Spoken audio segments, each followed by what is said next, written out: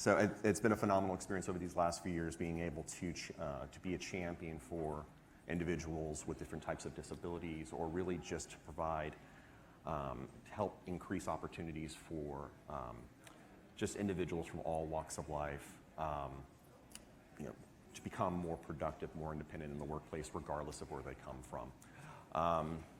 I'm joined by these awesome people on this panel, and what I'm going to do now is have them introduce themselves.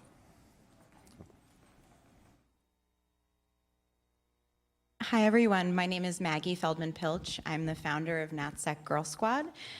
We are a professional development community of about 18,000 people committed to competent diversity in national security and defense. And we also do human capital management and what I lovingly call creative problem solving for DoD, the IC, and DOJ. And I know we have a number of members here today, Brooke and Kathy and Jen, Lauren, Zach, of course. So I appreciate you all being here and giving me some guidance on my first DEF event. And I do just want to say for the record that I typically never answer these two questions. So if I do, you should record it because it will never happen again. Hi there, I'm Alicia Sanchez. I'm from Defense Acquisition University. I also own a company named Zarina Games, under which I often host a blog that focuses on racial and gender diversity and issues and cognitive bias. Hello everyone, my name is Stephanie Riley. I'm a captain in the Air Force, and I'm currently stationed at Scott Air Force Base out in Illinois. I'm coming from Education with Industry, which is a program where you get the opportunity to go into industry in your career field. So I came from Microsoft out in Redmond, Washington, where I got to meet Mike and do some work on accessibility in relation to cyber retention, personnel retention methods within the Air Force. Hi, I'm Scott Michael Robertson. I'm a policy advisor in the U.S. Department of Labor's Office of Disability Employment Policy, ODEP for short. I spearhead our activities and initiatives to support neurodiversity or neurological diversity in the workplace and enhance national autism policy and practices. I'm also an autistic adult myself with 16 years of professional experience in that area around autism and enhancement of policy and practices to increase opportunities for people with disabilities. And first autistic person to work in my home agency in our almost 20-year history with ODEP. And then I also collaborate on our work around inclusive apprenticeship, accessible workplace technology, automated vehicles, and emerging technologies such as extended reality, Internet of Things, and artificial intelligence. Thanks. So after much consulting and meeting with the team here, we decided what better way to define what diversity is and why it is important than to consult the team here, the broader team, I should say. So what we're going to do is we're going to ask you all, provide us with answers what you think diversity is. We're going to start with number one. What is diversity? We're going to spend a few minutes on question number one, and then diversity and inclusion, and then why is it important? So I guess I'm going to walk around, and then I have Stephanie. Yeah, actually, I'm going to. So does anybody want to first? I'm going to try to manage the feedback here, if there's any. Thanks, Mike. Appreciate it. So I'm somebody that kind of identifies as a Hispanic male, which can be many different things. So what comes to mind for me is diversity. So it's your skin color, right? Or where you grew up, or what your racial background is, or ethnicity. But really what I think of when I think of diversity is not where I grew up or if I'm Hispanic. I think diversity is having a different point of view and having a different life experience and bringing that to work. So I think diversity and inclusion is important in terms of a team dynamic because none of us is better than all of us. And so that's what I think of when I think of diversity is it's that different views, different people, and accounting for that not everybody knows everything. So that's a little bit of diversity. Thank you, Andres. Thank you. Okay, who else?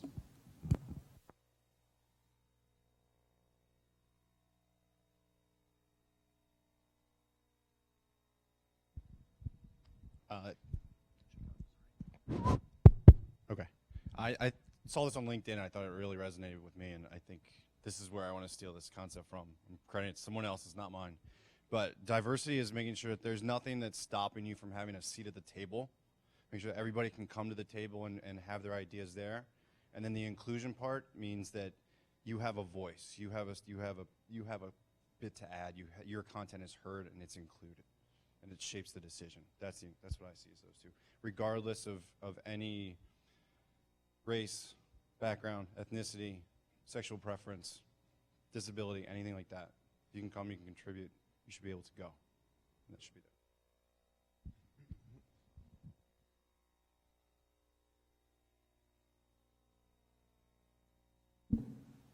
There we go. Sorry about that. So I think these are really dense terms that we're talking about, diversity and inclusion. I think diversity is more than just a point of view, but just the differences or multi-faceted differences. So maybe it's point of view, or maybe it's experiences, or maybe it's the way that you move through the world or in the world. So it's all these types of intangibles and intangibles. And I think inclusion is not just, do you have a seat at the table, but also has to do with these concepts of agency and power sharing. And, are you using, if you have some sort of privilege, are you using your privilege to amplify somebody else's voice who may have difficulty sharing their thoughts, or may not feel as included, or perception. So I think, to come back to my first point, I think these are really multifaceted, dense terms. And that's sort of how I would get at those things. And it's important we kind of can build more of a 360 picture of whatever problem we're trying to solve. Thinking about that as problem solving.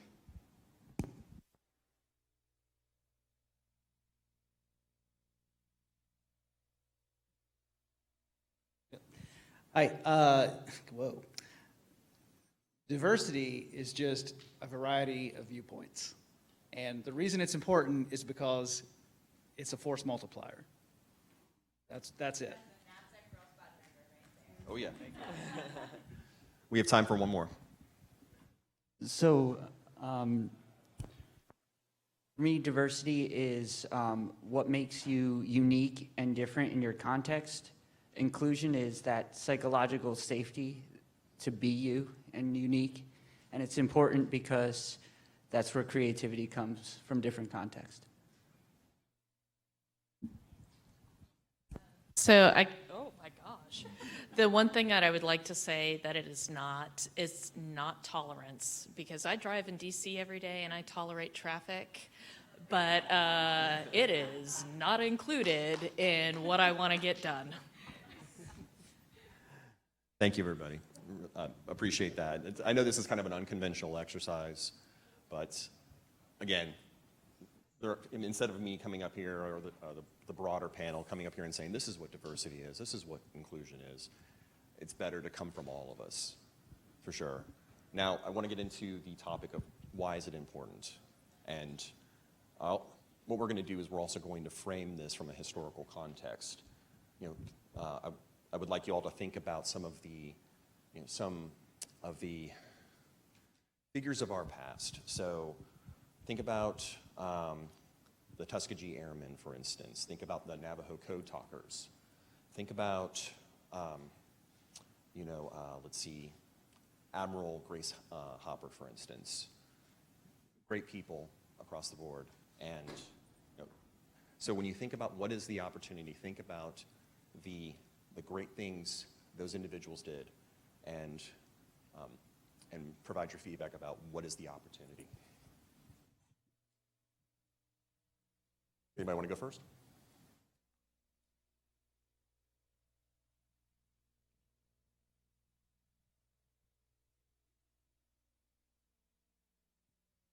So on the surface, I'd first ask, why did you bring those, I say those examples forward?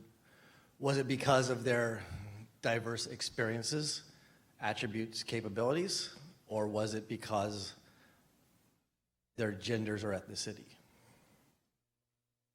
Both, I would say. So, I mean, clearly, based on the former, they've delivered great capability to the larger team, made us better, and generated outcomes that we wouldn't have realized otherwise. So clearly, we benefited from including them because they were especially talented people with high potential, et cetera. Indeed, indeed. Thank you. Okay, who else? Well, somebody that comes to mind is Grace Hopper. I know I had a friend at work that was wearing a Grace Hopper shirt, and I was like, oh, that's pretty cool. Who's that person? And then they told me, oh, this was like one of the first female computer scientists, and she's an admiral in the Navy. So I think that's pretty cool. The opportunity would be that maybe there were not a lot of women in the computer science field before, and so you have somebody that's really a pioneer that kind of paved the way for other people to follow. Thank you. We have time for one more. One thing that I've learned in the last couple months that I thought was really helpful on this is learning to look past biographical information to understand diversity towards like the underlying cognitive frameworks and structures and thought patterns people have. So an example of this, and Kyla's team has definitely helped with cultural intelligence stuff, someone like Colonel John Boyd, like if you're looking at traditional metrics of diversity, is a white dude, like not really checking any blocks. If we're looking at how they understand the world, process information, solve problems, and communicate that to the rest of us, now he's in like a 1% club. And I think a conversation that would be really empowering to have is how to be more understanding of the own limitations of our problem-solving skills, how to intentionally diversify all those different streams of thinking on our teams, and reward leaders that can harness that diversity in a way that looks past biography, what is readily apparent.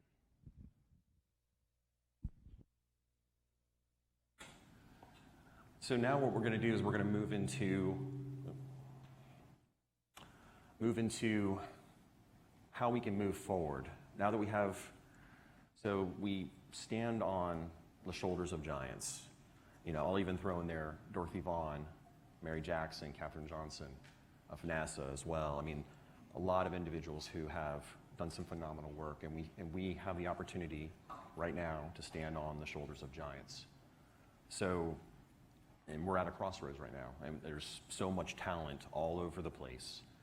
It doesn't matter race, religion, ethnicity. It doesn't matter male, female. It doesn't matter. It doesn't matter. All perspectives matter. To Mike's point, all perspectives matter. Everyone should have a voice. So, standing on the shoulders of giants, how do we move forward? How do we build upon the successes of the past?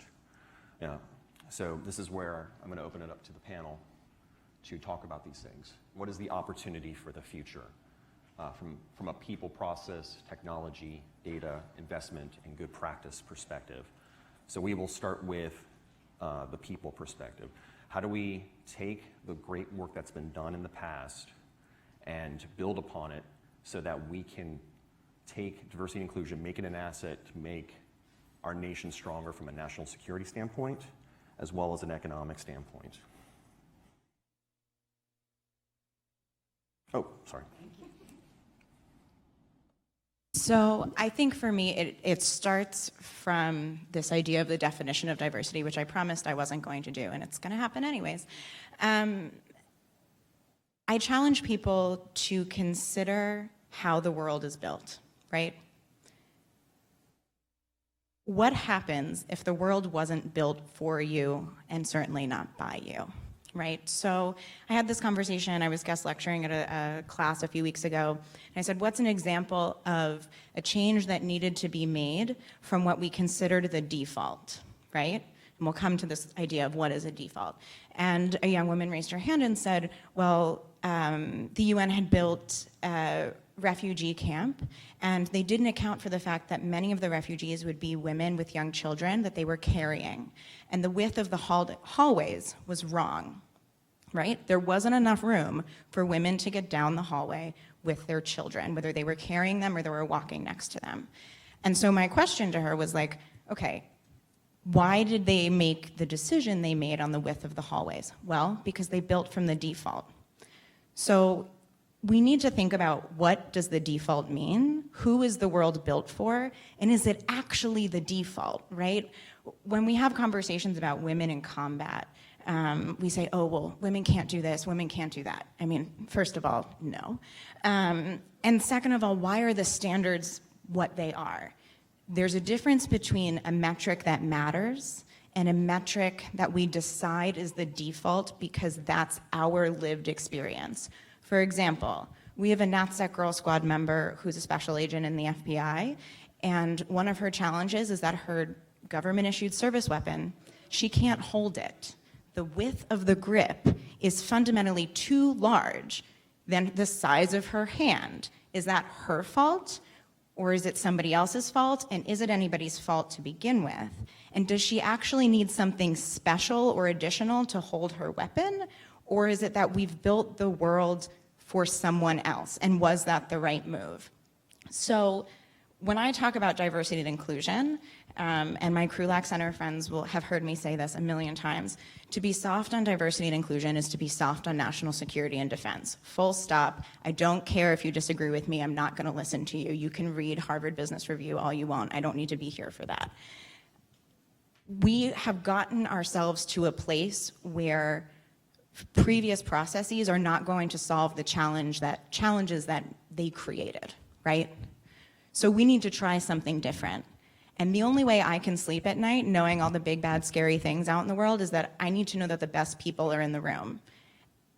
We have to do everything we can to make sure those people are in the room so that our processes, the systems we build now and the solutions we come up with are not necessarily built by the same people that got us here. And frankly, I don't know anybody better suited to get to your people point than to save the world than the people that have not only managed to survive, but thrive in a system that was not built for us.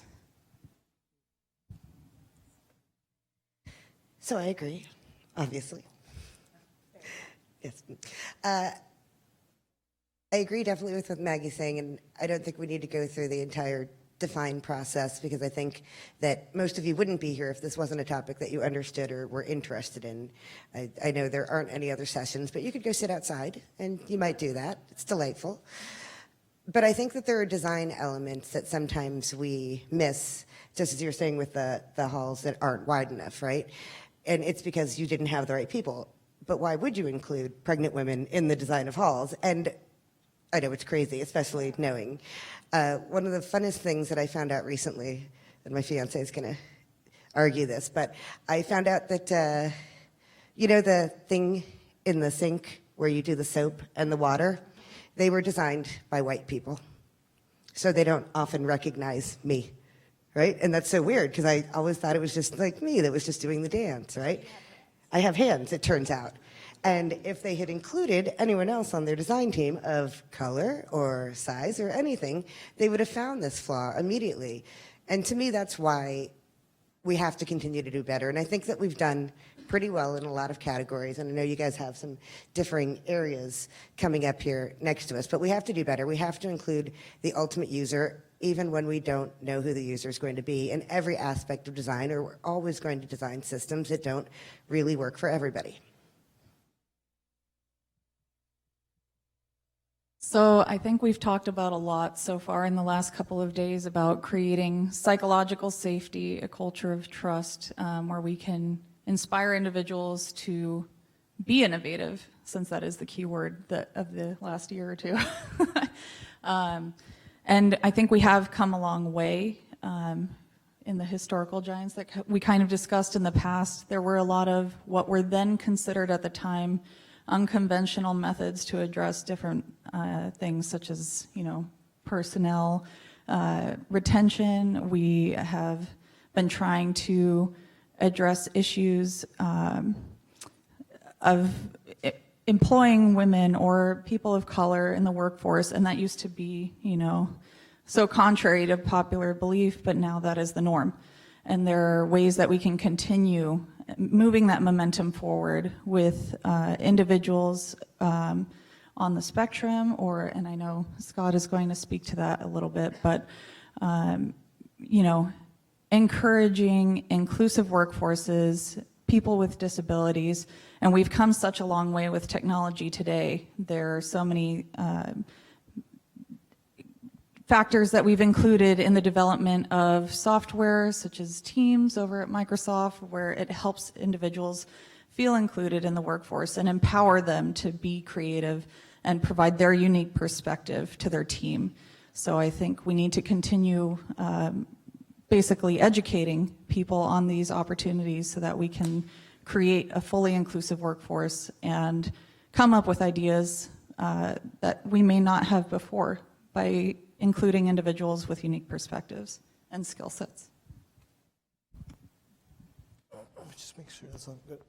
I concur with what has already also been shared, especially obviously on the disability facets, and I want to add to it, and I haven't feel like it's been integrated as much in the conversation, is also universal design principles. If you're not as familiar with universal design for learning, I can chat with you later on the principles you can apply to enhance how you integrate systems to make sure that it's accepting of a wide range of people rather than designing for a narrow set of folks.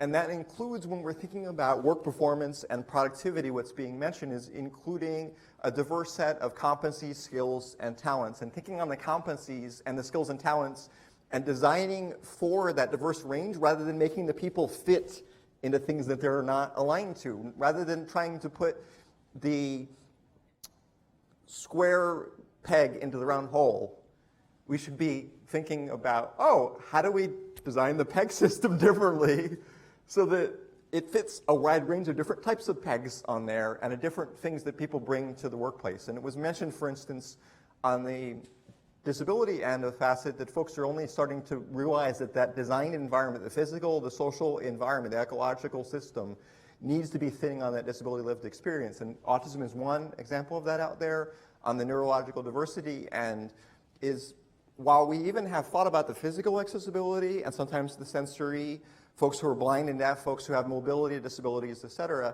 cognitive accessibility, for instance, making information what is shared out on websites or in software systems, making it simpler, more direct, so folks can process that, fit the way they handle language. But also how the physical environment fits different ways of neurologically in processing what you have and take in from your sensory systems in your brain, processing information and the world around you. And to one example is, I work in the U.S. Department of Labor.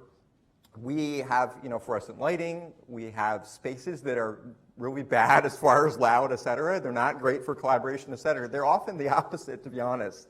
The building was designed in the 1970s as one of the older federal buildings, one of the larger ones. It's not as large as the Pentagon, but it's one of the larger buildings, about 2 million square feet. And it's just not designed around the fact that, like, for instance, autistic people, we don't do well with fluorescent lighting. We need maybe quiet spaces to go to for maybe a little bit of time, maybe spaces to enhance collaboration, et cetera. It's not really engineered around that, but maybe in the future we could be thinking about that in the federal space and with partners supporting how that design environment can ensure better promotion, performance, and productivity, and be gearing that toward individual differences in that area. And then just briefly, it was mentioned also for autism at work, is you're starting to see a growth of autism-focused hiring initiatives for hiring and recruitment. And for instance, in the Air Force, there's one at Wright-Patterson Air Force Base. It has, I believe, a couple dozen interns, autistic interns now, who've been hired for that in the last couple of years. It's a collaboration with Wright State University in conjunction with the Workforce Recruitment Program, WRP.gov, which is a pipeline for folks with disabilities who are in college students and recent graduates. And now, do you want me to mention now or mention later is the Gear Center? Do you want me to mention that later, or? Go ahead. The Gear Center, which is it's funded by GSA, so General Services Administration and OPM, Office of Personnel Management, have jointly funded these Gear Centers for government effectiveness research, advanced research. And one of them is focusing on cyber and autism, actually. It's a coalition of MITRE Corporation, which is a federal contractor, and 5 universities and several companies, including SAP and DHC Technology, which used to be HP Enterprise. And they're looking at how they can support a federal agency partner. They haven't picked the partner yet. $300,000 on how they can align supporting autistic people in the federal government to be fitting in cyber positions for that space, which is newer. We're a little bit trolling. We're supposed to be a model employer of folks with disabilities in the federal government, including civilian positions over at DoD. But we're a little bit behind that curve that we've seen 60 large companies that already have that well established. SAP has as much as, I think, about 150 autistic employees now. So we're just starting to get into that space in the federal government. I can talk with folks later on a little bit more if they want to learn a little bit more about autism-centered hiring and the divergent edge thinking that folks bring to enhance the work processes. Thanks. And let's not forget also that we're not from the autism standpoint, or really people with disabilities, from that standpoint, we're not, there are other countries that are leading the way in this space, Australia, as well as the Israeli So just as a brief mention is the Israeli and Israel Defense Forces. Israel Defense Forces has about 100 autistic people who've been hired, and about 60 for Australia in collaboration with DHC Technology in both cases, and have been able to, autistic people are supporting, for instance, pattern analysis. It would be the equivalent of our NRO over in Israel. They have a whole unit there that's diverse across different areas in terms of that analysis, the analytical thinking that not all autistic people, but some autistic people are particularly strong in that area and can be enhancing what we're doing. And this has major implications, I think, for when we're talking about the change process for enhancing how we go about doing, for instance, in the intelligence sector and national security and here for DoD, and what we can be doing for moving ahead on that. And so we could be learning what's happening already in Israel and Australia and other countries as far as they're already ahead of the curve on integrating autistic people into defense agencies. I want to pull on the thread of smart cities and smart facilities. I think Alicia and Scott, I think you both kind of touched on it a little bit where, of course, inclusive design, designing for all from the beginning leads to better product on the end. Now, from a smart cities and smart facilities standpoint, what can we do better? Like what can DoD do better? What can the federal government do better? Really, what can U.S. society do better? We can go some orders, okay. I'm actually often more comfortable going last at folks. So. There are a lot of things that we can do better, but that is not to say we're nowhere, right? So one of the things I try to do every day is start from a place of assuming that people want to do the right thing if they're given the information and the opportunity. So NatSecGirlSquad has the incredible opportunity of working with DoD, the IC, and DOJ, mostly federal law enforcement, on not just recruiting and hiring a competent and diverse workforce, but we get to talk about promoting and like keeping them there, right? Which is super fun. And from my perspective, if we can keep people where they are and help them grow, then you kind of solve your recruiting problem. And so in my experience, asking people what they need is a really good way to find out what they need. For example, I know, mind-blowing, right? You're like, holy shit, I should have just done that to begin with. So we asked NatSecGirlSquad members, like, hey, what's a thing you need you're not getting enough of? And the number of people who came back to me and were like, I never know what to wear to work, especially if I've got a brief happening, if I've got a presentation, if I'm testifying before Congress. Like, can we please have a conversation about this intersection of personal style and professional life where I don't feel like an airhead for asking? So we were like, all right, that sounds cool. So we've set up partnerships with 2 brands to have this conversation. And not only have we had large scale events, but we've created like mentoring office hours where you can dream big and be like, hey, I think Corey Shockey is great. Will she maybe like mentor me while I pick out an outfit from LaFleur? Turns out, yes, she will. So moral of the story, just ask people. Like, there are a lot of things we could do better, but just ask people. So sticking with the theme of things that I think we could do better, not necessarily about spaces and environments and buildings, but I think, and we were having some discussions at the bar last night, that we're still really struggling with the ability to be our authentic selves at work. And that becomes just a continuous dichotomy of who you are. Just like I don't know how to dress, I don't know how to behave, I don't know how to act, I don't know if I'm being too this or too that, too girl or too boy, or not girl or boy enough, or too colored or too anything. And I think that really prevents us from being able to really understand the creative aspects of what we bring inherently to the table with our own experiences, but the ability to collect that from others, because we're so narrowly siloing our own emotions into these archetypes. And we feel if we have to act this way, then everyone else must be this and everyone else must feel this. And that's then the right thing to design for, because they must have the same parameters that I do, because this is how everybody acts. So I think from a talent management perspective, we could do a lot better job as far as the mentorship that we provide our people. We as leaders need to be spending more time focusing on our folks and what success means to them, and helping, basically identifying exactly what it is that they want to accomplish in their careers, and helping them develop those tools and the resources that they need to make that happen. And from a software development standpoint, I know I'll keep referencing Microsoft in this instance, being that I just came from there, but they're trying to change the culture to where they're factoring in things, tools that are helping individuals from an accessibility and disability inclusive standpoint. And when we talk about disability, I know Scott kind of touched on it, that could be anything from color blindness to a physical restriction, or being on the neurodiverse scale and neurodivergent. So there's a lot of things that we need to take into consideration that we haven't been. And if we start to build that into our culture, we're going to do a lot better job of helping create that sense of accountability, not just in the way that we create tools that are going to, and our physical spaces to accommodate everyone and create a safe environment, but also building that sense of psychological safety that empowers people to come and do their best at their job every day. Oh yeah, I keep forgetting that I'm using sorry.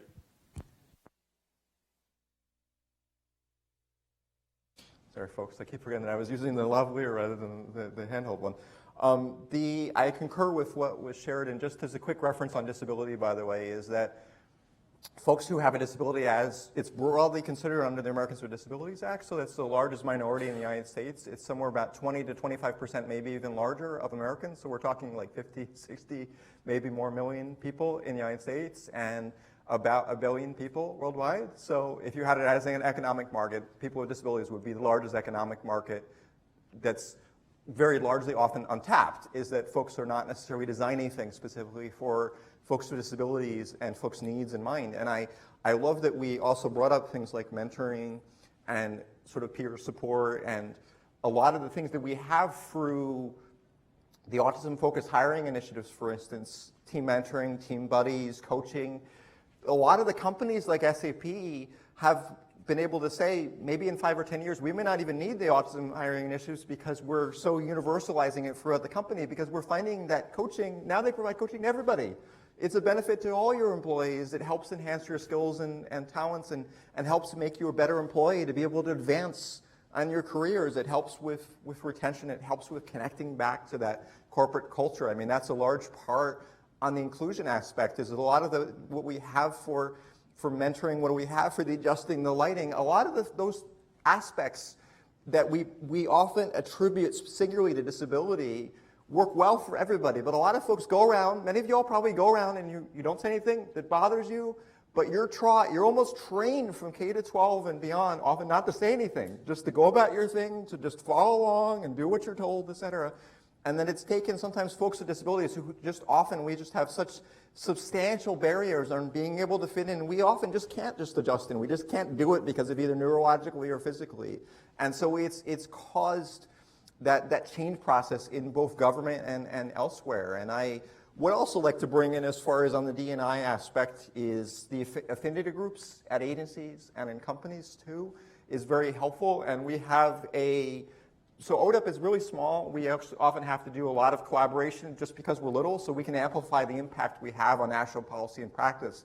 Even though we're only a little bit less than $40 million agency, only have about 50, a little bit less than 50 staff members. So it's very small, but I've been able to have tremendous impact on gains in competitive integrated employment for all folks with disabilities, including cognitive, physical, and sensory disabilities. And so we fund technical assistance centers that often help with that work. So I just wanted to mention briefly is we fund one called EARN, which is for employers. So it's for government, for private sector. You can connect there. They have, it's askEARN.org. They have a affinity group, for instance, resource document on there. I can get the link for folks later on. The Job Accommodation Network, you may have heard of that one. That's askjan.org, ASKJAN.org. And you could call them, you can chat, job seekers with disabilities, employers, others. And it helps with technical assistance for workplace accommodations, interviewing accommodations. And then the quick one on the technology end is the Accessible Workplace Technology too, is something called PETE, Partnership on Employment and Accessible Technology, PETEworks.org.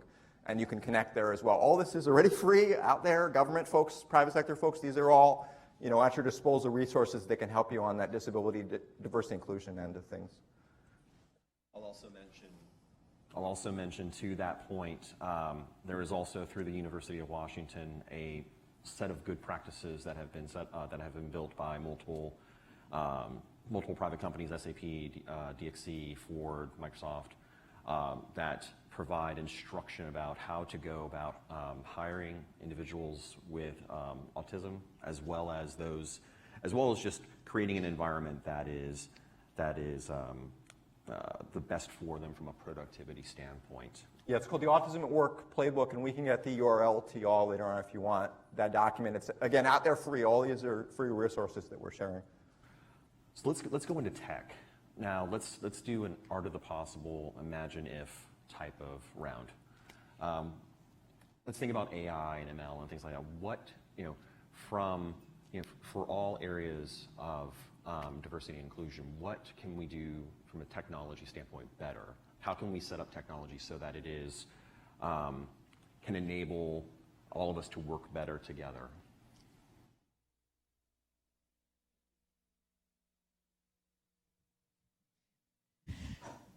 So this one's an interesting one because I think and I don't want to sit up here and talk primarily about the things that I think are wrong, but those are the things that I think come to mind most often that perhaps in order to really understand, we need to be aware of where these things go wrong. And so when we think about AI, of course, I think about all of the bias that we see in algorithms.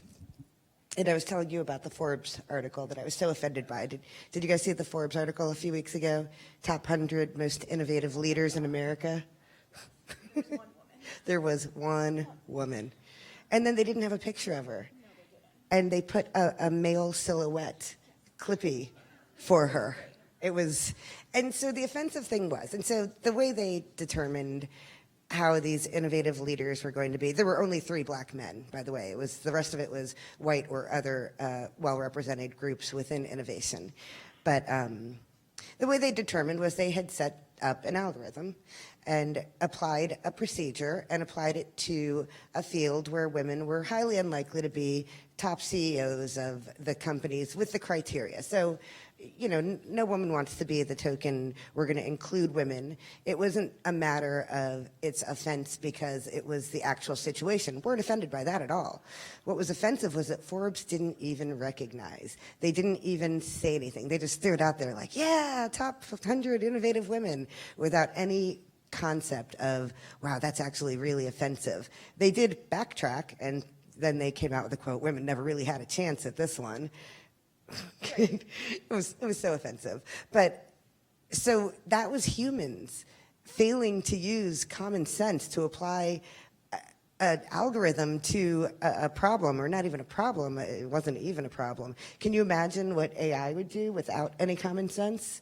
Like, if we can't even apply common sense, we're doomed. Doomed. That's a really good point. Yeah, that list was tough, huh? So I guess 2 things. One, there's a startup in Mexico City called OlaCode, anyone who follows me on Twitter hears me talk about OlaCode all the time. And they are working, it's a women-run, women-funded, women-orchestrated completely business out of Mexico City that turns deportees, self-deportees, returnees, and refugees into hackers. They teach you to become a software developer from 0 to 60 in 5 months. And instead of having you pay tuition up front, right, this is a for-profit entity. They help you find a job, and then you pay back your tuition. Why do they do it this way instead of just, making it free? Because if you're undocumented, or you have been undocumented and you're new to the country, you have no bank history. So they help you get a loan. This goes back to my whole shtick about who better than to figure out how to succeed and change the world than the people who don't benefit from this system. So I think tech represents an enormous amount of opportunity if we know what we're doing, and the best way to know what we're doing is to make sure that the people we need to serve and support and we're not hearing from are those helping to lead the charge. The other thing I would say is that if you're trying to reach women on the internet, particularly women who might have children, don't tweet during dinner time, right? They're busy. So there's a federal law enforcement organization that spent millions of dollars on this really elaborate marketing campaign that involved a lot of social media, and they were highlighting women-only frontline agents. They didn't bother to check with their union or ask any women within their federal law enforcement agency if they liked this idea. Turns out they didn't, because they're like, hey, we joined this organization to serve the mission and not be singled out and be treated any differently. But also the women they were looking to make contact with, women with children, are kind of busy between the hours of 6 and 8 p.m., right? So if you use Google, you'd find out that most women in that category are on the internet after 11 p.m. So if you're going to use tech, whether it's AI or just social media, really use it. So I've kind of touched on this a little bit as far as some of the applications that have utilized AI and ML within tools to help people with disabilities or to create a more inclusive and diverse workforce. And I think what was most shocking to me, I had the opportunity to attend a couple of conferences where they demoed a lot of these features. And they're in products that we use every day within Microsoft Office 365 that most people aren't even aware of. So I would say we almost need to have more education on just the capabilities that are present to us currently and utilizing them on a day-to-day basis. For example, within PowerPoint, a lot of us wouldn't know that you have options to go into images and put a caption that can be read out loud for individuals with sighted disabilities. And so these are just little things that I think we need to do a better job of evangelizing so that we can create more inclusive workforces and increase diversity with the tools that are already present to us. So I think that AI and for instance, machine learning and a lot of the other emerging technology has a lot of great potential to revolutionize better access and break through a lot of the barriers that just have been around for many decades for folks with disabilities, including cognitive disabilities, sensory and physical, et cetera, and that there are a lot of situations where we're like, we couldn't have done that 15 years ago, but now we can be the analytics and the pattern analysis, and we can even be matching the accommodations better to fit the person better with what we're doing with the technology. And when I said revolutionize, it has the potential for me to do what, for instance, on the communication end, a lot of autistic people are, some of my friends and colleagues are either part of the time or all the time are what we call non-speaking. They are not able to communicate auditorily like this as much. They're using either sign language or, for instance, some kind of device. And a lot of folks I know will use a device that's is actually just their tablet, like say an iPad or an Android tablet or a smartphone, and an app on there that maybe is a couple $100, where it's revolutionized what they were able to access before, because a lot of these folks were not able to communicate as much, express across, because we're so dependent as humans on just having that native ability to be able to speak, and for folks trusting our competence, because they trust our competence based on what we share. They take an idea of what we have up here based on what we speak auditorily, which is not, there's not always a one-to-one relationship between those two, but that's assumptions people make about how intelligent someone is on how much they are able to speak across. And a lot of folks have not been able to show their competence historically until more recently with more advanced technology on the communications end. But yeah, on the pitfalls we have on, for instance, AI and machine learning is that a lot of times, we were talking about training data sets earlier today and yesterday, and a lot of those times those data sets either unintentionally or intentionally are excluding people with disabilities, including, say, people with cognitive disabilities are not in the sets, or we're extreme outliers in the sets, and that's causing major issues with biases. It's also causing, for instance, folks with more hidden type disabilities, say autistic people who aren't ready to disclose, or folks with mental health disabilities, could be sometimes diagnosed through the system because it takes a pattern analysis on their behavior, on their thinking, on their interaction, and is already diagnosing with that mental health disability. And that's a real problem for us from what it looks like in terms of on the legal end, on the disclosure end, because folks should have control over their own disability identity and the self-disclosure process. And it's actually against the law under the Americans with Disabilities Act, or for us in the federal government, the Rehab Act is what applies to us in the executive branch, to deliberately, specifically ask about disabilities. Folks have to self-report it. But if the system is finding it out for them, causes all sorts of issues. So we should be flipping that on its head and making sure folks with disabilities are included in the data sets when we're training them for machine learning, and we're thinking about what we're doing as AI advances and other newer emerging technologies, the Internet of Things, extended reality advance in the next 5, 10, 15, 20 years.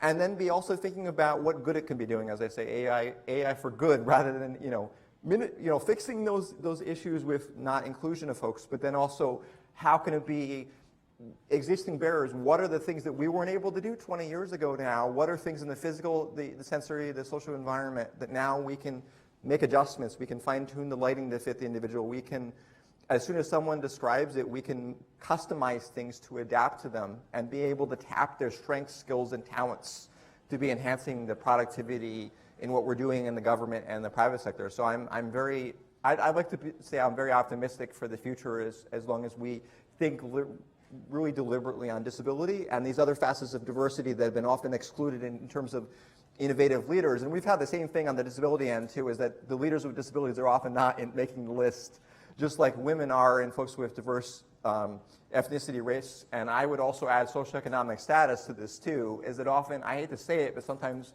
we're, maybe not intentionally, but sometimes focusing more on folks who are middle class and upper class, including also with Internet of Things. Sometimes we may even need to be reaching folks in the rural environments. Believe it or not, there are some folks in America and worldwide who are still not connected online as much. And especially folks who are poor are less likely to have as much extensive access to ubiquitous technology. So just keep that in mind when we're thinking on design for technology, design for human needs, that folks who come from that poverty and what that means, and they have a different experience going through school and getting access to the workplace and applying for jobs than folks who come from upper class and middle class type environments. Keep with the same topic, but I want to drill specifically into veterans, individuals who have PTSD and TBI.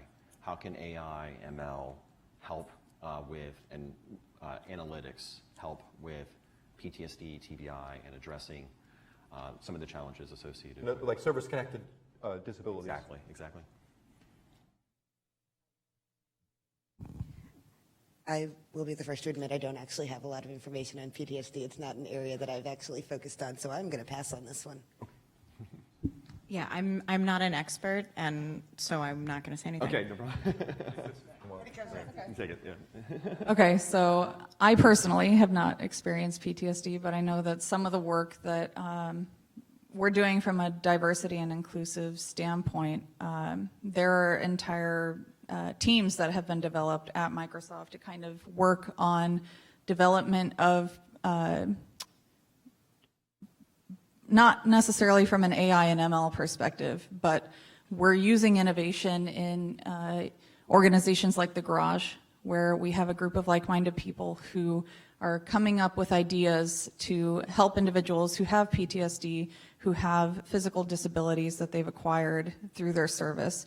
And they're able to come together, and even if one person doesn't know how to create a solution, they can create distribution lists and get these teams of people together to then come up with the technology and the means that they need to solve these problems. For example, a lot of the work that was being done with the Xbox adaptive controllers. A lot of people look at that and think they see the Super Bowl commercial for, was it Little Timmy, I think, who didn't have the ability because he only had the one arm. Well, we're using similar technology to help our members who have served and lost limbs in their service as almost a morale and therapeutic method to help them get back into the swing of things.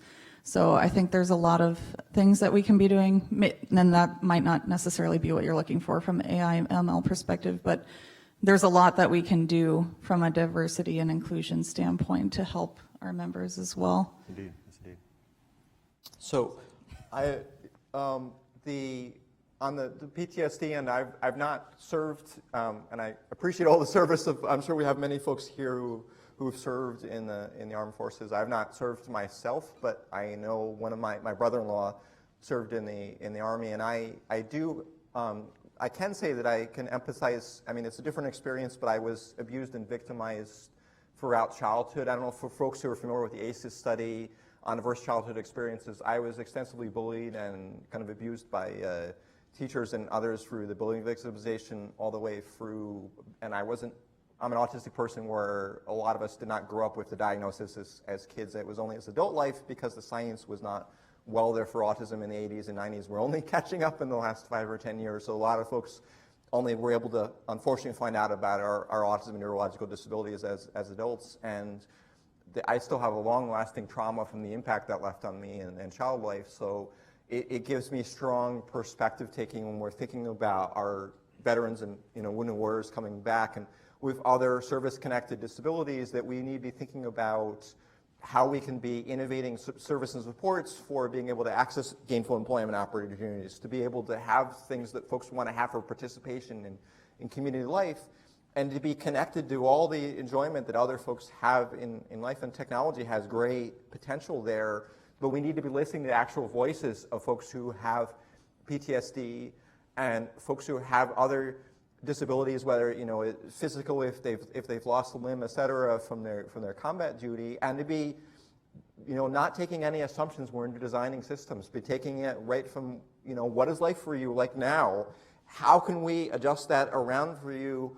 How can we make sure that you have full participation, inclusion, and integration in all of your activities, including in the workplace, and make sure you can perform and have productivity in your life at your highest level? And sometimes that may be the high tech, sometimes the low tech, and it may not even be that high cost to making those adjustments to customize around folks who are coming back with PTSD related to their experiences. It may just sometimes be as simple as there may be days where maybe they need to work from home, from teleworking, et cetera. There may need adjustments to their schedule. Even beyond PTSD, we've often found with disabilities that there have been surveys by, for instance, the Job Accommodation Network, that a lot of adjustments and accommodations folks need are zero cost. They're just attitudinal change. And I think that's a lot of what we're talking here for diversity and inclusion is changing our mindsets. And I'll say that right now, and then we'll go home and we're like, oh, that was cool, but it needs to go into action too. It's not just thinking here, it's not just discussion, it needs to continue, and a continuous live dialogue in life. You need to bring this back to your agencies, your workplaces, your federal contractors, et cetera, and saying, let's have some action, let's have some change process on that, let's have discussions in work. It can't just happen in conferences. It needs to happen perpetually beyond that, that often this is not very costly to be having this change, to be integrating better for diversity and inclusion.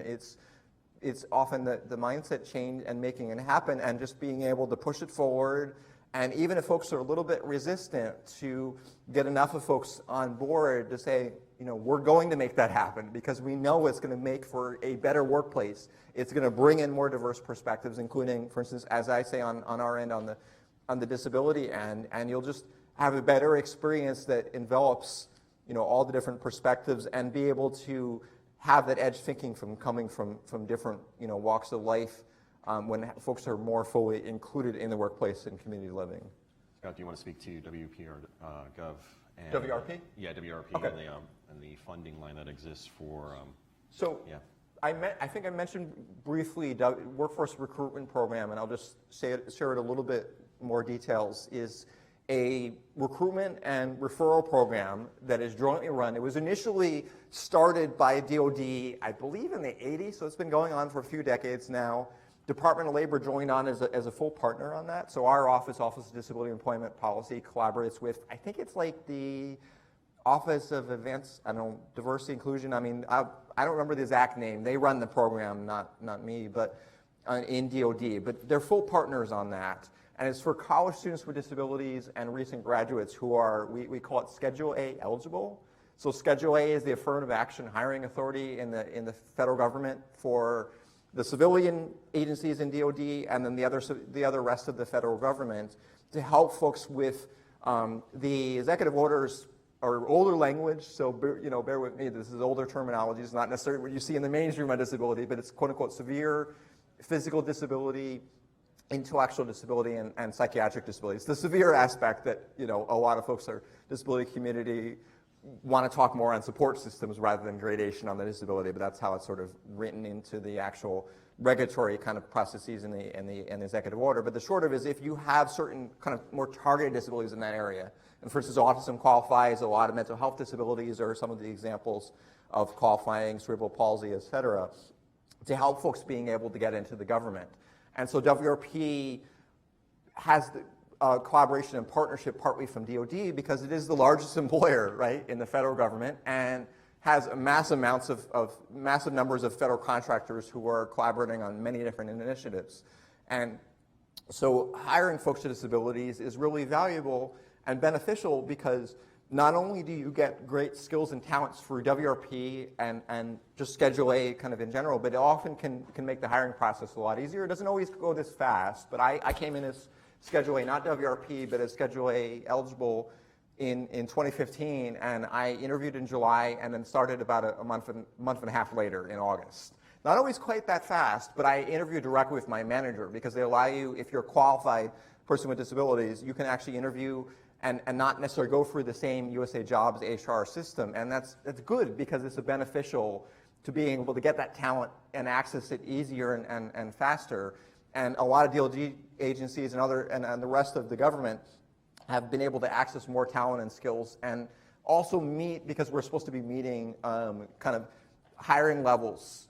It's 2% for those targeted, the more significant disabilities, and then I think it was 10 or 12% for folks with disabilities. Thank you, 12% for folks with disabilities overall. And then for the federal contractors in the room are supposed to be getting to 7%. If you're a federal contractor, you fall under the Rehabilitation Act, the Rehab Act, Section 503, where you have, we call it a utilization goal. They're not going to ding you if you don't get to the 7%, but they'll ding you if you're not making steps and have an action plan and making working to try to make some progress to actively be hiring folks with disabilities. And for instance, on the autism end, one example of that is the autism-focused hiring initiatives. They're one way to be bringing in, for instance, folks with cognitive disabilities.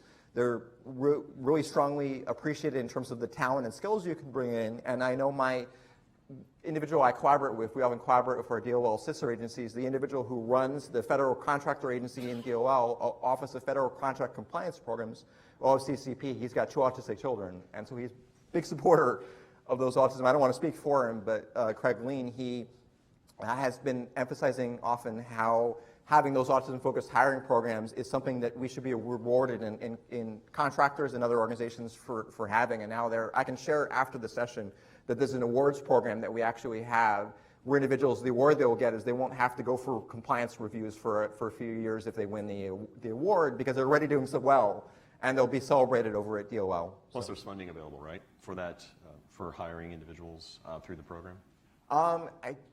I can cross-check that. I don't think there's a fiscal aspect to it. It's more of just celebrating their efforts, and then the big thing, as I say, is not having to go through the challenges and the barriers for like the focus reviews can be a lot of overhead for folks. If there's anybody in HR here, you know what I'm talking about. So I think that we're coming up on time. Do we have time for questions? Okay, just come see us after. Yes. We make them real fast. Real fast, real fast. Fast talker. I don't even have the microphone. So I would say if you want to come talk to me after, come talk to me. if I leave you with anything, aside from if you're soft on diversity, you're soft on national security and defense, if coming here today didn't require any thought from you, if you didn't have to think about how much this ticket was going to cost you, if you didn't have to think about, do you have childcare, if you didn't have to think about that tomorrow night at sundown is the start of the new year, if you didn't think about how you'd get out of the elevator, if there was food for you, think about that. And when you plan something, whether it's a meeting, a project, an event, think about the people who that isn't so easy for. Indeed. I think my final thought is pretty basic. I think that we want to be part of a solution. We want things to improve, but that the truth is there is actually still a pretty big problem. Zachary had it up on the Twitter that, the room wasn't full, that people sometimes see this as status quo, that this is just what has to be done and that no one really is all that interested in it. But, as we rely on the great white male, unfortunately, to mentor us, and there's all sorts of things that are happening with Me Too backlash and things of that nature that are preventing that from happening, and we need to reopen those conversations. So if you want to be part of the solution, let's keep the conversations going. Yeah, so really quick, I think we have come a long way from where we started at the beginning of our discussion, and rather than thinking of this as a meeting quotas or meeting requirements, we need to be embracing everyone from all walks of life and not think of it so much as including people of diverse backgrounds or with disabilities, but people of all abilities and empowering them. Yeah. And I completely concur on that, and that's partly where I'll talk to folks later on if they want to talk about universal design. Oh, okay, I just want to make sure the microphone is still, sorry. The universal design for learning aspect, et cetera, is thinking about how we can tap folks from all different wide sets of talents and skills, including folks with disabilities.